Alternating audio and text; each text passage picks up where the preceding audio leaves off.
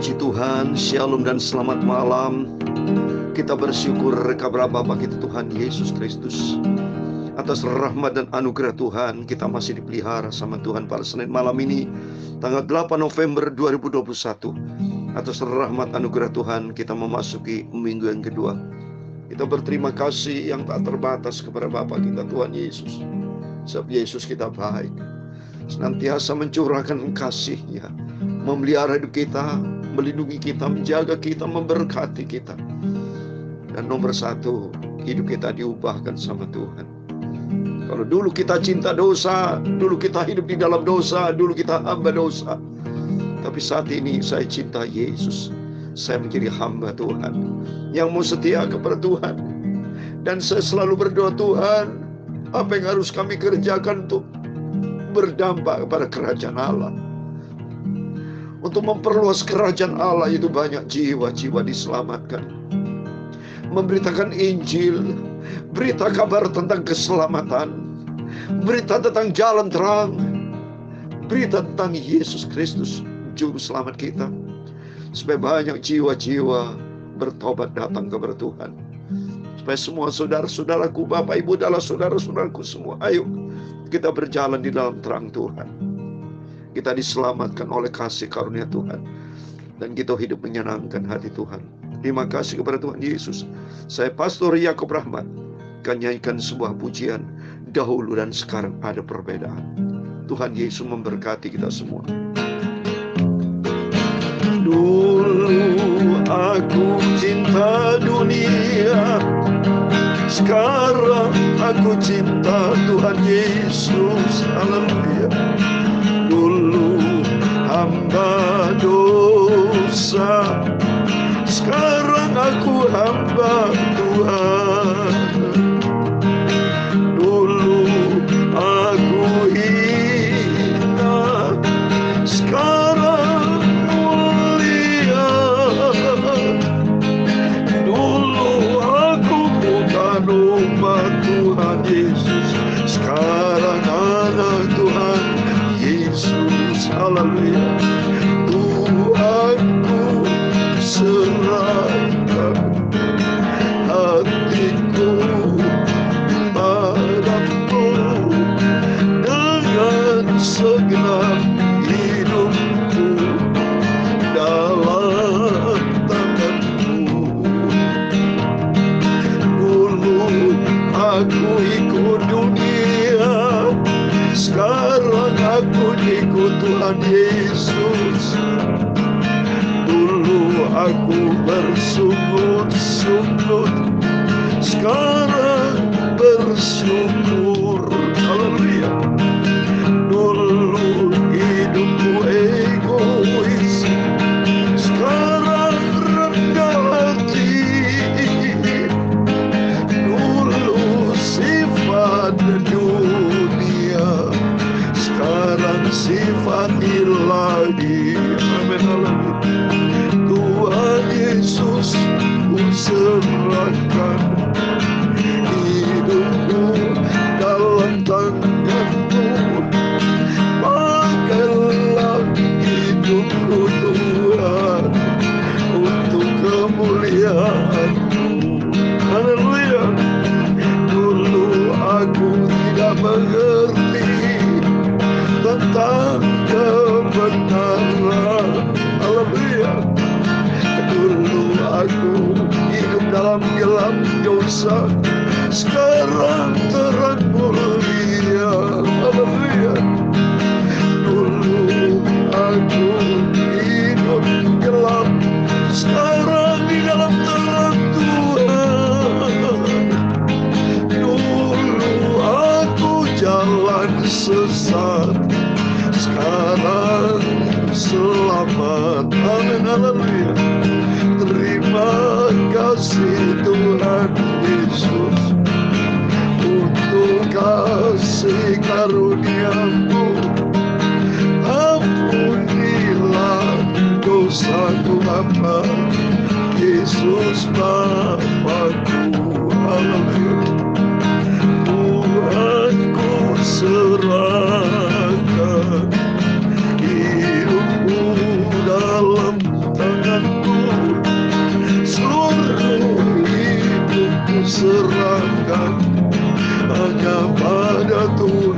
Yesus. Amin.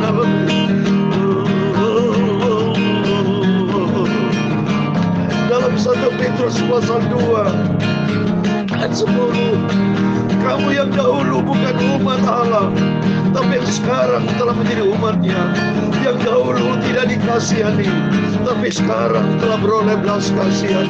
Tuhan Yesus, ku serahkan hidupku dalam tangan-Mu. Pakailah hidupku ini Tuhan, untuk kemuliaan-Mu.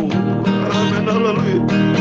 Tuhan Yesus Bapakku, pakailah hidupku Tuhan, ubahkan hidupku Yesus seperti Yesus. Haleluya. Tuhan, ku serahkan hatiku kepadamu. Pakailah hidupku Tuhan Yesus menjadi Allah-Mu. Amin. Haleluya. Terima kasih kepada Tuhan Yesus yang baik. Kita akui dulu kita hidup di dalam dosa. Dulu kita tidak mengenal tentang kebenaran. Dulu kita main-main dengan dunia, tidak dekat dengan Tuhan. Dulu kita egois, suka tersinggung, suka marah. Hati jelek kita di dulu, benci, dendam, dengki, iri hati, segala macam hati yang penuh dengan kegelapan dosa. Tapi atas rahmat anugerah Tuhan, kita saat ini menjadi hati yang mulia, memiliki karakter Kristus. Kita bersyukur kepada Tuhan. Kalau dulu kita hidup di dalam dosa, hamba dosa, maut. Tapi saat ini kita berada di dalam terang Tuhan. Terima kasih kepada Tuhan Yesus yang baik. Semua karena kasih karunia Tuhan. Supaya lebih hari kita mau cinta Tuhan Yesus. Amin. Mari kita kembali kepada firman Tuhan sebagai makanan rohani buat kita. Supaya dengan firman Tuhan memberikan kekuatan buat hidup kita. Kita sementara menantikan kedatangan Tuhan Yesus yang sudah tidak lama lagi. Dunia makin hancur, dunia makin bobrok Bapak Ibu. Tiap hari kalau sudah dengan berita, tidak ada berita good news. Lalu berita di televisi, segala macam persoalan terjadi. Janji Tuhan, janji tentang keselamatan. Janji Tuhan, janji yang penuh dengan damai sejahtera. Kerajaan surga itu yang kita rindu-rindukan. Hidup bersama dengan Tuhan Yesus. Doakan, saya juga berdoa buat Bapak Ibu. Mari kita semua malah ini pekerjaan Tuhan. Menyenangkan hati Tuhan. Berdampak untuk kerajaan Allah. Kita utamakan kepentingan Tuhan. Karena kita diciptakan Tuhan. Itu Tuhan punya kepentingan buat setiap kita. Kepentingan apa? Kepentingan untuk dunia yang gelap ini diubah menjadi terang kemuliaan Tuhan. Melalui siapa? Melalui kita, anak-anaknya yang disertai Roh Kudus. Beritakan tentang kebenaran Tuhan. Beritakan Injil yang di dalam nama Tuhan Yesus Kristus. Mari semua baca Kisah Rasul pasal 22 ayat 1 sampai 30 dengan firman Tuhan. Hai saudara-saudara dan bapak-bapak, dengarkanlah apa yang aku katakan kepadamu sebagai pembelaan diri. Ketika orang banyak itu mendengar ia berbicara dalam bahasa Ibrani, makin teranglah mereka. Ia berkata, aku adalah orang Yahudi, lahir di Tarsus di tanah Kilikia, tetapi dibesarkan di kota ini, dididik dengan teliti di bawah pimpinan Gamaliel dalam hukum nenek moyang kita, sehingga aku menjadi seorang yang giat bekerja bagi Allah, sama seperti kamu semua pada waktu ini. Dan aku telah menganiaya pengikut-pengikut jalan Tuhan, sampai mereka mati, laki-laki dan perempuan ku tangkap dan kuserahkan ke dalam penjara. Tentang hal itu baik imam besar maupun majelis tua-tua dapat memberi kesaksian. Dari mereka aku telah membawa surat-surat untuk saudara-saudara di Damsyik. Dan aku telah pergi ke sana untuk menangkap penganut-penganut jalan Tuhan yang terdapat juga di situ, dan membawa mereka ke Yerusalem untuk dihukum. Tetapi dalam perjalananku ke sana, mereka ketika aku sudah dekat Damsyik, yaitu waktu tengah hari, tiba-tiba memancarlah cahaya yang menyilaukan dari langit mengelilingi aku. Maka rebalah aku ke tanah, dan aku mendengar suara yang berkata kepadaku, Saulus, Saulus, mengapa engkau menganiaya aku? Jawabku, siapakah engkau ya Tuhan? Katanya, akulah Yesus orang Nazaret yang kau aniaya itu. Dan mereka yang menyertai aku memang melihat cahaya itu, tapi suara dia yang berkata kepadaku tidak mendengar mereka dengar. Maka kataku, Tuhan, apa yang harus kuperbuat? Kata Tuhan kepadaku, bangkitlah dan pergilah ke Damsik. Di sana akan diberitahukan kepadamu segala sesuatu yang ditugaskan kepadamu. Dan karena aku tidak dapat melihat oleh karena cahaya yang menyalakan mata itu, maka kawan-kawan seperjalananku memegang tanganku dan menuntun aku ke Damsik. Di situ ada seorang bernama Ananias, seorang saleh yang menurut hukum Taurat dan terkenal baik di antara semua orang Yahudi yang ada di situ. Ia datang berdiri di dekatku dan berkata, Saulus saudaraku, bukalah mata dan melihatlah. Dan segitu juga aku melihat kembali dan mantap dia. Lalu katanya, Allah nenek moyang kita telah menetapkan engkau untuk mengetahui kehendaknya, untuk melihat yang benar dan untuk mendengar suara yang keluar dari mulutnya. Sebab engkau harus menjadi saksi terhadap semua orang tentang apa yang kau lihat dan yang kau dengar. Dan sekarang mengapa engkau masih ragu-ragu? Bangunlah, berilmu dirimu dibaptis, dosa-dosamu disucikan, sambil bersuruh kepada nama Tuhan. Sesudah aku kembali di Yerusalem dan ketika aku sedang berdoa di dalam bait Allah, rohku diliputi oleh kuasa ilahi. Aku melihat dia yang berkata kepadaku, lekaslah, segeralah tinggalkan Yerusalem, sebab mereka tidak akan menerima kesaksianmu tentang aku. Jawabku, Tuhan, mereka tahu bahwa aku yang pergi dari rumah ibadat yang ke satu ke rumah ibadat yang lain, dan memasukkan mereka yang percaya kepadamu ke dalam penjara dan menyiksa mereka. Dan ketika darah Stefanus saksimu itu ditumpahkan, aku ada di situ dan menyetujui perbuatan itu, dan aku menjaga pakaian mereka yang menuntunnya. Tetapi kata Tuhan kepadaku, pergilah, sebab akan mengutus engkau jauh dari sini kepada bangsa-bangsa lain. Rakyat mendengarkan Paulus sampai kepada perkataan itu. Tetapi sesudah itu mereka mulai berteriak katanya, enyahkan orang ini dari muka bumi, ia tidak layak hidup. Mereka harus berteriak sambil melemparkan jubah mereka dan menghamburkan debu ke udara.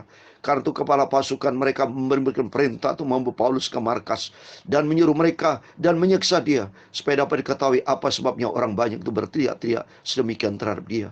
Tetapi ketika Paulus ditelentangkan untuk disiksa, berkatalah ia kepada perwira yang bertugas, bolehkah kamu menyiksa seorang warga negara Rom, apalagi tanpa diadili? Mendengar perkataan itu, perwira itu melaporkannya kepada kepala pasukan, katanya, apa yang hendak kau perbuat? Orang ini warga negara Rom. Maka datanglah kepala pasukan itu kepada Paulus dan berkata, katakanlah, benarkah engkau warga negara Rom? Jawab Paulus, benar. Lalu kata kepala pasukan itu, kewargaan itu kubeli dengan harga yang mahal. Jawab Paulus, tetapi aku mempunyai hak itu karena kelahiranku. Ayat 29. Maka mereka yang harus menyiksa dia segera mundur, dan kepala pasukan juga takut setelah ia tahu bahwa Paulus yang ia suruh ikat itu adalah orang Rom. Ayat 30 terakhir. Namun kepala pasukan itu ingin mengetahui dengan teliti apa yang dituduhkan orang-orang Yahudi kepada Paulus. Karena itu pada keesokan harinya ia menyuruh mengambil Paulus dari penjara dan memerintahkan supaya imam-imam kepala dan seluruh mahkamah agama berkumpul. Lalu ia membawa Paulus dari markas dan menghadapkannya kepada mereka. Amin. Demikian firman Tuhan yang sudah kita baca. Dalam Kisah Rasul pasal 22 ayat 1 sampai 30, kisah tentang kehidupan lama Rasul Paulus disebut Saulus. Yang mana kehidupan lama, kehidupan yang jahat, hidup di dalam dosa, hidup di dalam jalan manusia yang disertai iblis, hidup tidak di jalan Tuhan. Bahkan banyak mereka membunuh. Kalau kita lihat di sini, Rasul Paulus katakan di ayat ketiga, aku adalah orang Yahudi, lahir di Tarsus, orang Yahudi, berguru kepada Gamaliel, tapi mental moralnya rusak. Bahkan dia banyak menganiaya di ayat 4, aku telah menganiaya pengikut-pengikut jalan Tuhan sampai mereka mati. Laki-laki dan perempuan ku tangkap, ku serahkan ke dalam penjara. Dulu kita sama, hidup di dalam kegelapan, hidup tidak ada di dalam belas kasihan Tuhan, hidup egois, sombong, bersungut-sungut, tinggi hati, gampang tersinggung, penipu, pembohong, segala macam sifat dunia, sifat jahat ada di dalam diri kita. Hidup di dalam hamba dosa. Tapi oleh rahmat anugerah Tuhan, kita saat ini sudah dipanggil ke dalam jalan Tuhan. Anugerah Tuhan yang luar biasa. Maka saya menangis tadi pada waktu saya menyanyikan, dulu aku cinta dunia, sekarang aku cinta Yesus. Dulu kita hamba dosa, tapi saat ini menjadi hamba kebenaran. Karena Allah punya kepentingan buat setiap kita. Kita diciptakan bukan oleh dunia. Tapi kita diciptakan oleh Yesus. Oleh karena itu sadar Bapak Ibu. Mari kita sadar. Tuhan punya kepentingan. Tuhan ciptakan kita bukan sembarangan. Tuhan ciptakan kita bukan tanpa tujuan. Tapi setiap kita diciptakan adalah tujuan ilahi. Supaya kita ikuti jejak Tuhan. Ikuti kerajaan Allah ada di muka bumi ini. Karena bumi ini sudah hancur. Manusia sudah rusak. Mental, moralnya, hatinya sudah rusak. Hidup di dalam kegelapan dosa. Sudah hilang akan kemuliaan Tuhan. Tidak ada kemuliaan Tuhan. Yang adalah hati iblis. Dan kalau Allah marah tidak berkumuran kepada manusia, dunia ini hancur binasa. Allah punya hak penuh Bapak Ibu. Kurang lebih 7 miliar manusia di muka bumi ini. Kalau Allah marah mau binasakan, mati semua, bisa. Tuhan berkuasa kok menciptakan pasir-pasir menjadi manusia, bisa. Kebesaran Allah, kuasa Allah tak terbatas. Tapi kita adalah manusia berdosa. Hanya oleh rahmat anugerah Tuhan kita diselamatkan. Waktu mari Bapak Ibu, kita sadar. Seperti Rasul Paulus dipilih sama Tuhan. Kisah Rasul 9 ayat 15. Sebab Rasul Paulus adalah alat pilihan bagi Tuhan. Demikian sama. Kita dipilih sama Tuhan dengan tujuan. Supaya kita pergi menghasilkan buah untuk kerajaan Allah. Kita minta sama Tuhan, Tuhan, pakai hidupku ini Tuhan menjadi alat untuk kemuliaan-Mu. Jangan dipakai buat dunia, tapi pakai untuk Yesus. Beritakan Injil. Beritakan berita kebenaran. Berita tentang Yesus Kristus Tuhan dan Juru Selamat. Karena firman Tuhan dalam 2 Timotius pasal 4 ayat 2 ini yang pegangan saya. Atas rahmat anugerah Tuhan. Saya bersyukur kepada Tuhan. Saya dipilih hamba Tuhan. Untuk melakukan biarpun hanya kecil. Beritakan firman Tuhan pagi dan itu bagian yang kecil. Gak ada apa-apanya saya. Malah saya berdoa Tuhan. Pakai yang lebih besar lagi. Tapi mungkin Tuhan masih mempertimbangkan saya. Karena pas saya usia sudah 65 tahun. Sudah beda dengan hamba-hamba Tuhan yang usianya masih muda, masih kuat pergi kemana-kemana.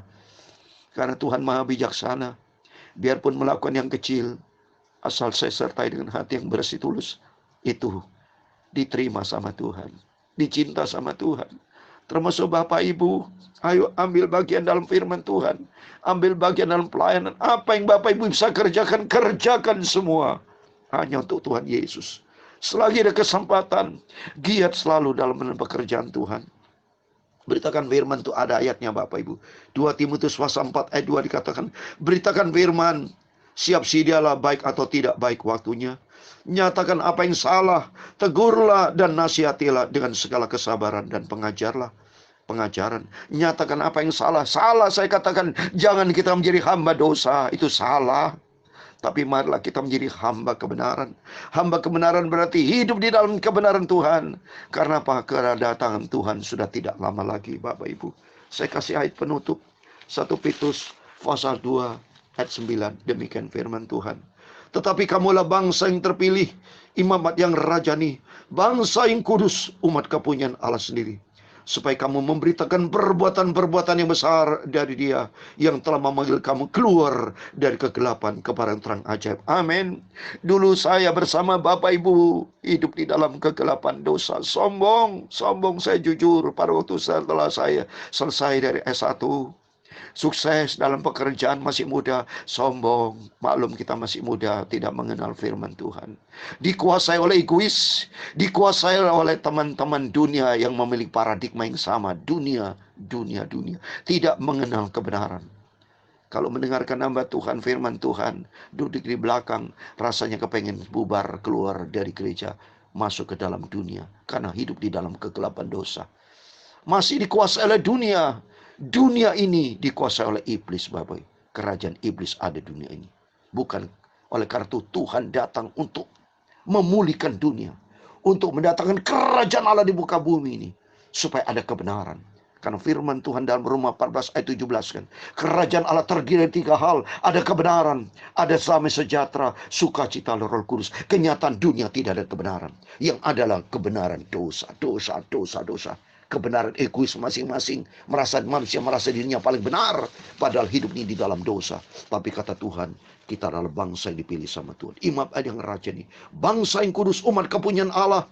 supaya maksud Tuhan, supaya kita memberitakan perbuatan kebaikan dari Tuhan. Mari beritakan tentang kasih Tuhan, beritakan tentang kabar keselamatan. Selagi Tuhan masih memberikan kita sehat, mari Bapak Ibu, selagi kita masih bisa bernafas, ayo kerja buat Tuhan, layani Tuhan. Kuserahkan hidupku dalam tangan Tuhan. Tuhan Yesus memberkati Bapak Ibu Saudara semua. Tuhanku serahkan, haleluya, hidupku dalam tangan-Mu, semua seluruh hidupku menjadi alat-Mu Tuhan. Amin, haleluya. Tuhan Yesus, Engkau Bapa-Ku, pakailah hidupku Tuhan, selagi hamba bernafas, pakailah aku hamba-Mu. Terima kasih Tuhan, terima kasih Tuhan Yesus. Engkau sungguh sangat baik, Engkau luar biasa Bapa. Pakailah hidupku Tuhan menjadi alat-Mu. Terima kasih Tuhan memberkati Engkau dan melindungi Engkau. Tuhan menyinari Engkau dengan wajah-Nya dan memberi Engkau kasih karunia. Tuhan menghadapkan wajah-Nya kepadamu dan memberi Engkau damai sejahtera. Bapa kami yang di surga, dikuduskan nama-Mu. Datanglah kerajaan-Mu, jadilah kehendak-Mu di bumi seperti di surga.